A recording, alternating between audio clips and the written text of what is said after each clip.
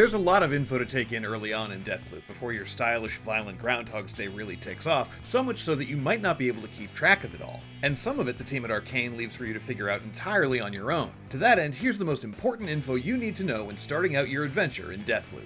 First up, Trinkets. Trinkets are integral to bolstering Cult's abilities, but you can't equip or even look at the ones you've collected when exploring Blackreef unless you manage to escape back into the tunnels without dying and resetting the loop. Then you'll be able to configure your loadout. These trinkets will vanish at the end of the day, too. That is, until you're able to harness Residium to keep items between loops after completing the tutorial, which happens a lot further into the game than you might expect. Trinkets come in 3 rarities: Crude, Sleek, and Exemplar.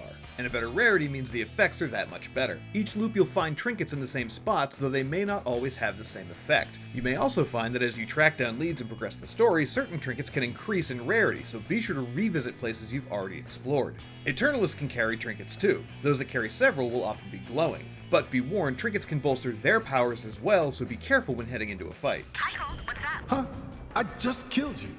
You did, but you also didn't. It's kind of hard to explain without complex diagrams. How many versions of you are there? Versions. Not really the right term. Don't worry. There's one me that you need to kill, but there's also other me's that will try to kill you. See?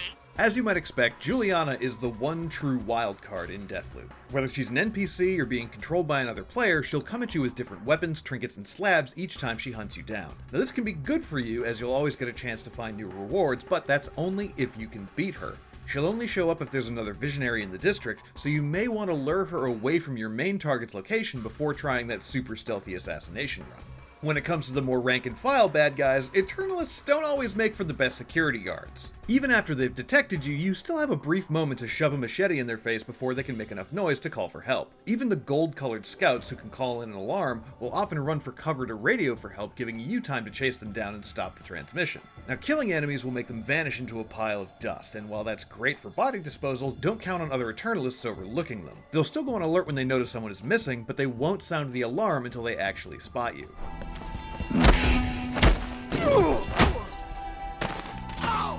Don't neglect the power of your kick. It can be used to knock enemies off ledges without leaving any evidence behind, and it's faster than an execution, and when combined with a sprint can knock enemies down and open them up for a quick kill. It's really great. Also, it's just super satisfying.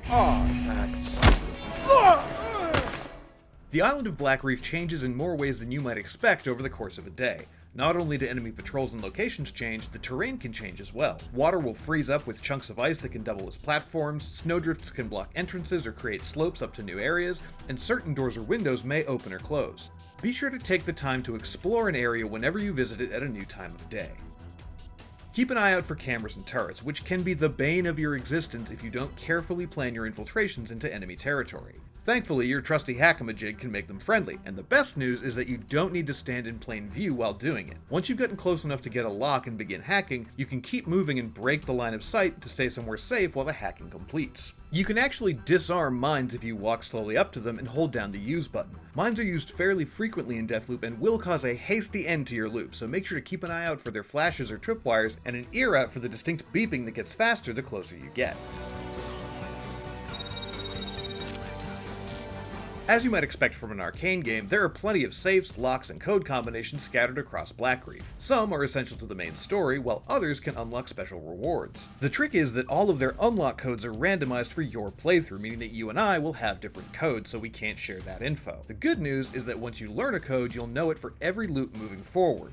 Or at least until you reset your save data. Lastly, for better or worse, progress is only saved at the start of an exploration into one of Blackreef's 4 areas, and again when you return into the tunnels. This means if you quit mid-mission, you'll lose all your progress and restart back at the tunnel entrance. However, this can also work to your benefit. If you trip some alarms you didn't mean to, or get into a fight and realize you're outgunned, rather than having to die and reset the entire loop, you can just quickly exit back to the main menu and start that section again. Now, this might not seem entirely above board, but you know what they say, all's fair in love, war, and time travel. Hopefully these tips will help you get your escape from Blackreef started off on the right foot. For more on Deathloop, visit our full guide for where to find all the save codes and best weapons, or check out how to kill a target 8 different ways. And for all your other time looping needs, stick around on IGN.